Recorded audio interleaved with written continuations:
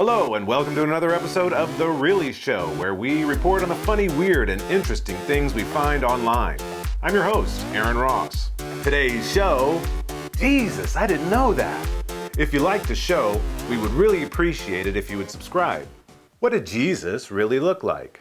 According to popularmechanics.com, did Jesus look like the typical depictions we see in most churches? Was Jesus a Caucasian with long, straight hair? Probably not. Unfortunately, there is no description given of Jesus in the New Testament, nor is there any DNA samples or historically verified drawings either. This, of course, has left Jesus' appearance open to artistic interpretation. What? Not to be deterred, Richard Nave, a medical artist, along with his team of British forensic anthropologists, worked on a way to come closer to what Jesus would have really looked like. Aided in their work by an Israeli archaeologist, they determined that Jesus' features most likely were that of a Galilean Semite. They were able to do this by analyzing Galilean Semitic skulls from the time of Jesus around the area of Jerusalem. They also referenced the Bible and drawings dating from the 1st century. The team used this analysis to determine a more accurate depiction of what Jesus would have really looked like. Well, let's go to the extremes then. They hypothesized that in keeping with the Jewish people of the time, Jesus most likely wore a beard, probably kept his hair short with tight curls, and was approximately 5 feet 1 and 110 pounds. So next time you see an idealized image of Jesus, you can remember what he probably really looked like. Our next story, did Jesus learn about Buddhism? This is according to theZenSite.com and a paper by Reverend Jim Sanderson. There are some who believe that Jesus was familiar with and possibly influenced by Buddhism. Bam! Since the Bible has no account of Jesus from the age of 13 to 29, this opens the door to the possibility of a Jesus-Buddhism connection. From 13 to 29, what really happened?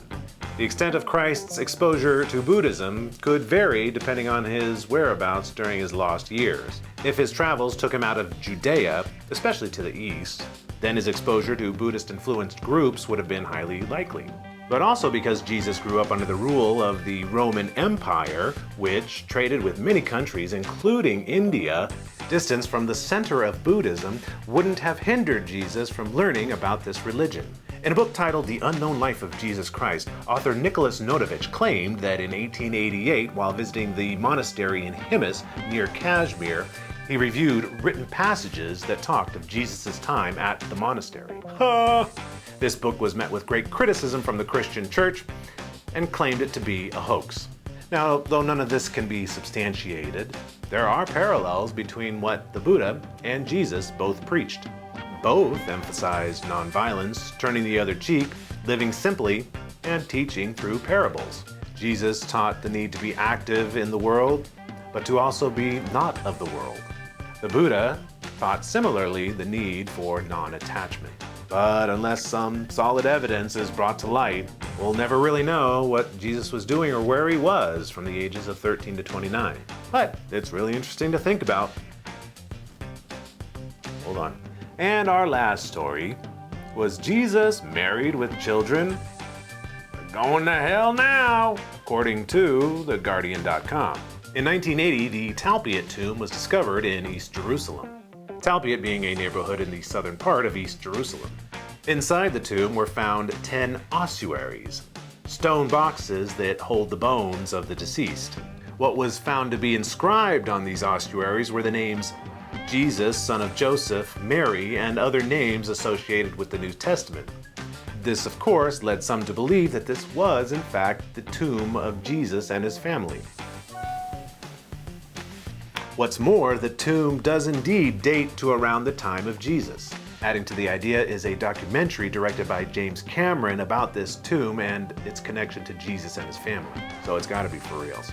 Of course, this has created quite an uproar with the Christian community. He could have been resurrected and then had a family. If this could be proven to be the resting place of Jesus and that he did indeed have a wife and child, then the existence of his remains would mean that the resurrection could not have happened.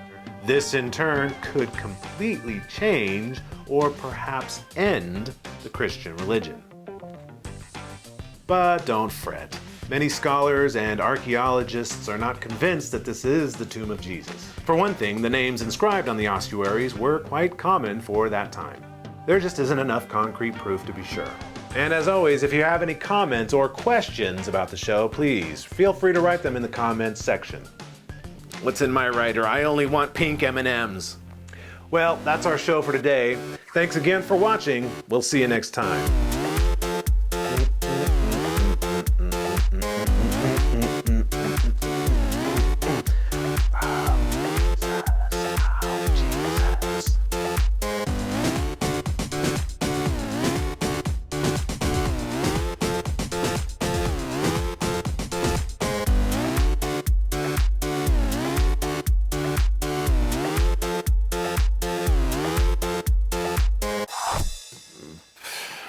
Get your true Jesus. I'm gonna go true Jesus on you.